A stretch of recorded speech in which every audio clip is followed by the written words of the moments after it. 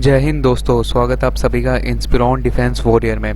तो आज से हमने फिजिक्स के लेक्चर स्टार्ट कर दिए हैं। ठीक है, इसमें सबसे पहली जो यूनिट है वो है यूनिट्स। देख लो, स्टार्ट करने से पहले welcome to Inspiron Defence Warriors. Video lecture start करने से पहले सबसे पहले वीडियो को लाइक कर दें, चैनल को सब्सक्राइब कर दें और वीडियो को शेयर ज़रूर कर दें। ठीक है, यहाँ पे जो कंटेंट है वो A1 कंटेंट है। ठीक है ना, यहाँ पे ना ही कोई बकवास है, एकदम सीरियस, जो भी एकदम सीरियस है केवल उन्हीं के लिए कंटेंट है ये, ना कि कोई एरो गैरो के लिए। ठीक है, ना ही यहाँ फालतू की बातें होंगी और ना ही कुछ होगा, सीधा लेक्चर होंगे। ठीक है, तो लेक्चर स्टार्ट करते हैं। सबसे पहले जो हमारी यूनिट है वो है यूनिट्स एंड मेजरमेंट्स।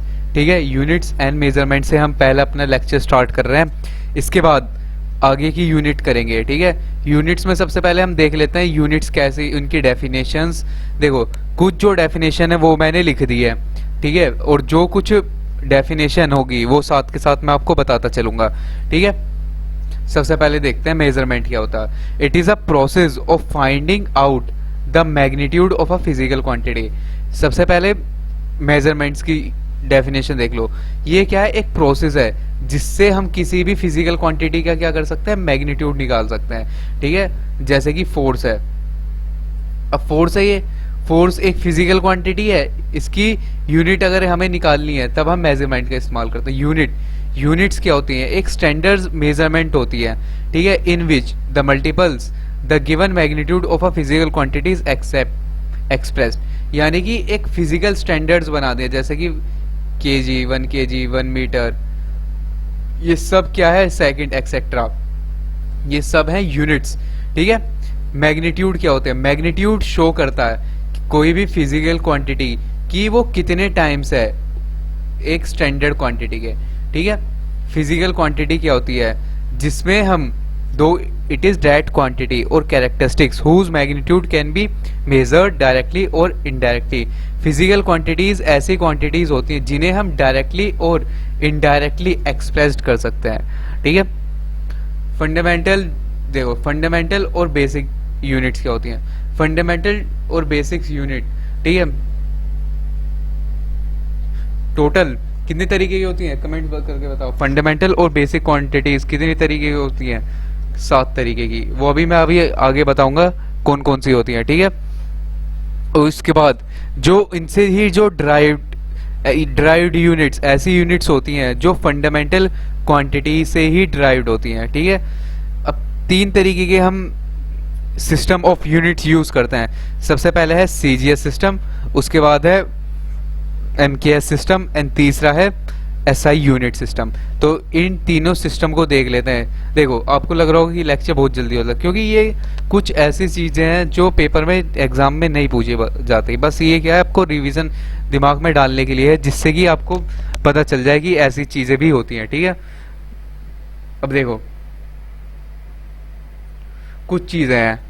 सबसे पहले जितनी भी फिजिकल क्वांटिटीज होती हैं, जो फिजिकल क्वांटिटीज होती हैं, ठीक है, उन्हें हम कैसे रिप्रेजेंट करते हैं, हमेशा रिप्रेजेंट करते हैं उन्हें n इंटू न्यू, जहाँ पे n की वैल्यू, n होती है न्यूमेरिकल वैल्यू, n होती है न्यूमेरिकल, ठीक है, वैल्यूज, और जो u होती है वो होती है यूनिट। ठीक है, जितनी भी फिजिकल क्वांटिटीज होती हैं उन्हें हम रिप्रेजेंट करते हैं NU से, जहाँ पे n होती है न्यूमेरिकल वैल्यू और u होती है यूनिट्स।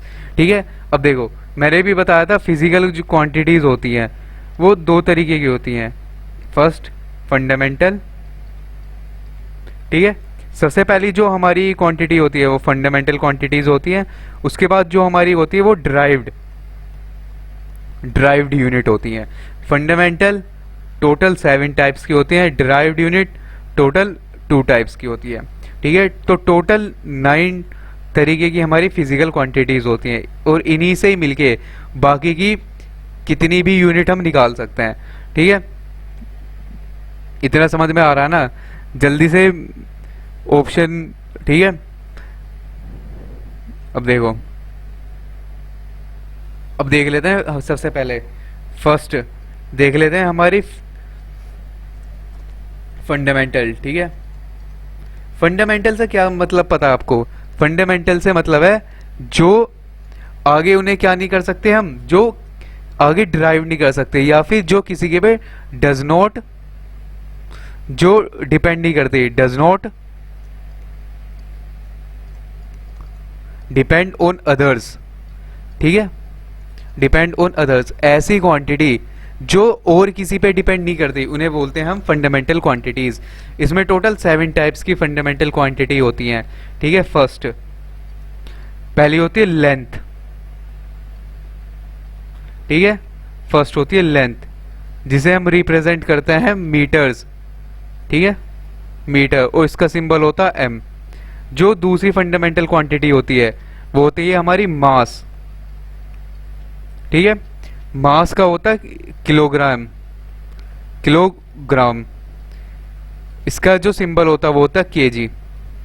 तीसरी फंडामेंटल क्वांटिटी हमारी होती है टाइम, टाइम को रिप्रेजेंट करते हैं हम सेकंड से, ठीक है, इसका सिंबल होता है एस, ईसी, ठीक है।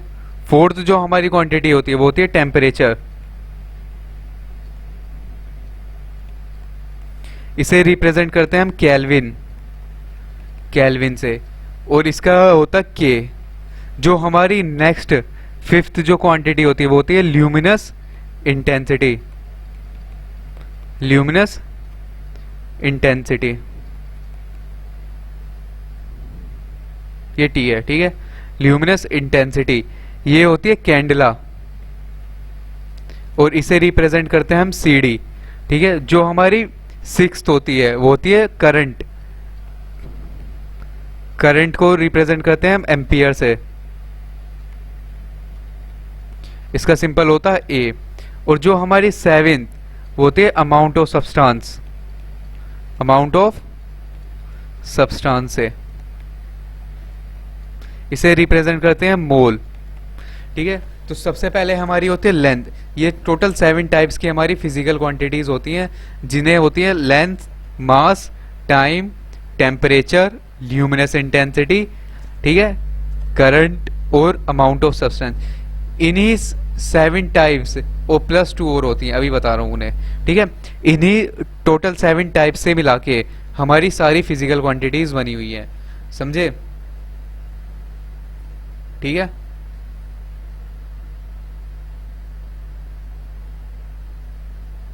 अब इसके बाद होती है दूसरी क्वांटिटी जो हमारी होती है, उन्हें वो बोलते हैं हम सप्लीमेंट, सप्लीमेंट्स यूनिट, ठीक है। जो मतलब फिजिकल क्वांटिटी से थोड़ी सी अलग क्वांटिटी होती है ना, उन्हें बोलते हैं सप्लीमेंट। इसमें सबसे पहला आता है, फर्स्ट है इसमें प्लेन एंगल, प्लेन एंगल, ठीक है, जिसे हम रिप्रेजेंट करते हैं रेडियन से, ठीक है। देखो इसमें कैसे होते हैं रेडियन, बहुतों को पता नहीं होगा। ये होता है ना, जब भी हम किसी को आर्क नापते हैं, जो ये हमारी आर्क है, ये एक एंगल थीटा बनाती है, ठीक है। तो जो एंगल होती है वो होता है आर्क अपॉन रेडियस, और जो ये वाला ही एंगल होता है थीटा, इसी को भी बोलते हैं रेडियन, ठीक है। ज्योमेट्री में, ट्रिग्नोमेट्री में पढ़ा होगा रेडियन क्या होता है, ठीक है। जो दूसरी यूनिट्स होती हैं हमारी वो होती हैं सॉलिड एंगल, सॉलिड एंगल। देखो कभी कोन तो देखी होगी, कोन आइसक्रीम तो खाई होगी, एक ऐसे करके नीचे को जाती है वो, ठीक है। जो ये एंगल होती है, ये वाला, इसी को कहते हैं सॉलिड एंगल, और इसे रिप्रेजेंट करते हैं स्टेडियन, STERAST,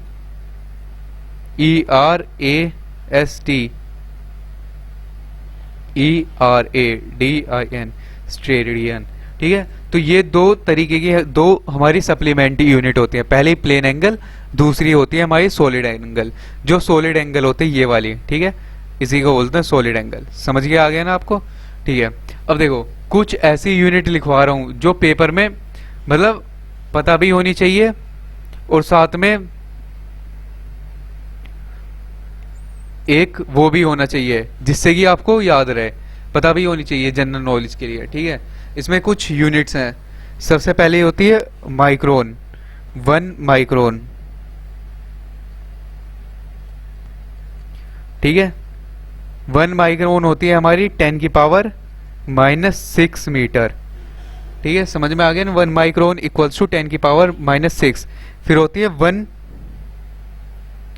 नैनोमीटर, ये हमारी होती है 10⁻⁻9 मीटर। इसके बाद आती है 1 एंगस्ट्रोम, 1 एंगस्ट्रोम वो होती है 10⁻⁻10 मीटर, ठीक है। फिर आती है हमारी 1 पिकोमीटर, 1 पिकोमीटर, 1 पिकोमीटर हमारी होती है 10⁻⁻10 मीटर, ठीक है।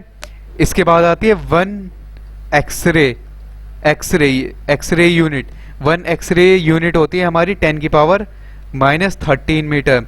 फिर आती है हमारी 1 फर्मी, 1 फर्मी 10⁻⁻15 मीटर। जल्दी बता दो फर्मी का यूज, फर्मी यूनिट कहाँ यूज होती है? जिसे जिसे पता है कमेंट में नीचे बताओ फर्मी की यूनिट कहाँ का यूज होती है। फर्मी का यूज करते हैं हम न्यूक्लियस में, ठीक है। तो 1 माइक्रोन, 1 माइक्रोन होती है 10⁻⁻6 metre, 1 nanometre 10⁻⁻9 metre, 1 angstrom 10⁻⁻10, 1 picometre 1 picometre 10⁻⁻12 होता है, ठीक है।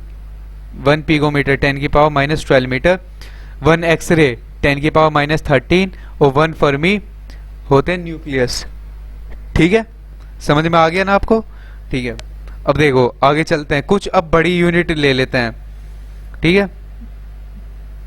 सबसे पहले होती है 1 astronomical unit, 1 astronomical unit. 1 astronomical unit कितनी होती है? सबसे पहले देखो, जो ये 1 एस्ट्रोनॉमिकल, ये एनडीए में बहुत बार पूछा गया, एनडीओ फिजिक्स में, कि जो ये एस्ट्रोनॉमिकल यूनिट है इसे हम कहाँ यूज करते हैं। सबसे पहले तो देख लो इसे कहाँ यूज करते हैं। ये होता है डिस्टेंस बिटवीन जो अर्थ है, earth and sun. Astronomical unit है distance between earth and sun, और ये किसके बराबर होती है? ये होती है 1.49 इंटू 10⁻11 मीटर के बराबर, ठीक है। 1 एस्ट्रोनॉमिकल यूनिट हमारी होती है 1.49 इंटू 10⁻11 मीटर। फिर इसके बाद होती है 1 लाइट ईयर, 1 लाइट ईयर। देखो ये लिखा तो लाइट ईयर है, ऐसा लगता है जैसे कि हमें लाइट की निकालना हो कि लाइट का डिस्टेंस क्या है, मगर ये क्या होता है कि ये जो डिस्टेंस है, सबसे पहले इसकी डेफिनेशन देख लो। Distance travelled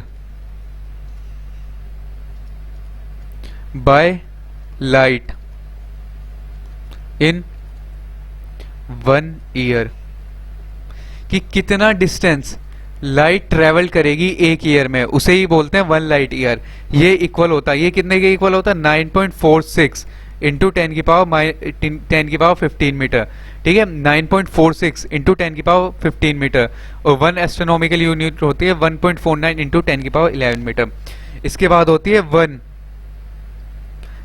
पैरालैक्टिक second. 1 पैरालैक्टिक सेकेंड कितने के बराबर होती है? ये सबसे ज्यादा लार्जेस्ट है, largest unit of length. Largest unit of length क्या है? 1 पैरालैक्टिक सेकेंड।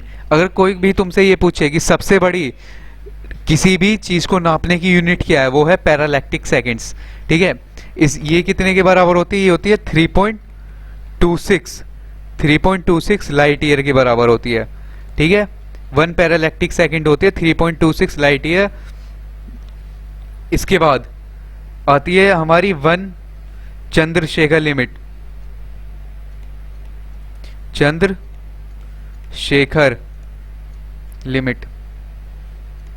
1 चंद्रशेखर लिमिट किसके बराबर होती है? ये होती है 1.4 टाइम्स ऑफ मास ऑफ सन, ठीक है। 1.4 टाइम्स, 1.4 टाइम्स मास ऑफ सन, वो होती है 1 Chandrashekhar limit.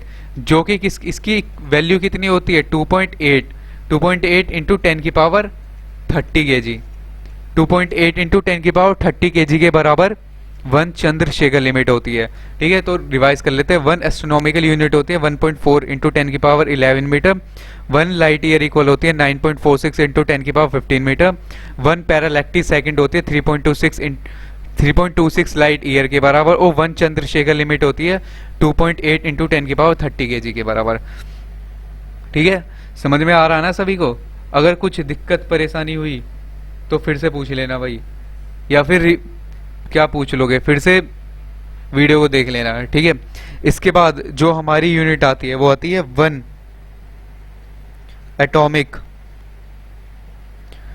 Atomic mass unit, जिसे हम AMU लिखते हैं। 1 एटॉमिक मास यूनिट किसके बराबर होती है 1.67 इंटू 10 की पावर -27 kg। ठीक है, क्योंकि ये एटॉमिक, इस देखो ये इतनी स्मॉलेस्ट क्यों है, क्योंकि हम एटम्स की बात कर रहे हैं ना। एटम क्या होता है, छोटे होते हैं, इसी वजह से। फिर उसके बाद होती है 1 शेक। शेक किसके बराबर होती है 1 शेक 10 की पावर -8 सेकंड के बराबर होती है। ठीक है, 1 शेक 10 की power -8 second. 1 solar year, 1 solar year किसके बराबर होती है, वो होती है 365.25 डेज के बराबर। ठीक है, ये नॉर्मल कंडीशंस में है। ठीक है, 1 सोलर ईयर होते हैं 365.25 डेज के बराबर। और जो 1 सेड्रियल ईयर होता है, 1 सेड्रियल ईयर, वो किसके बराबर होता है, वो होता है 366.25, जो जिसे हम लीप ईयर भी बोलते हैं। ठीक है, 366.25 ईयर्स के बराबर, डेज के बराबर।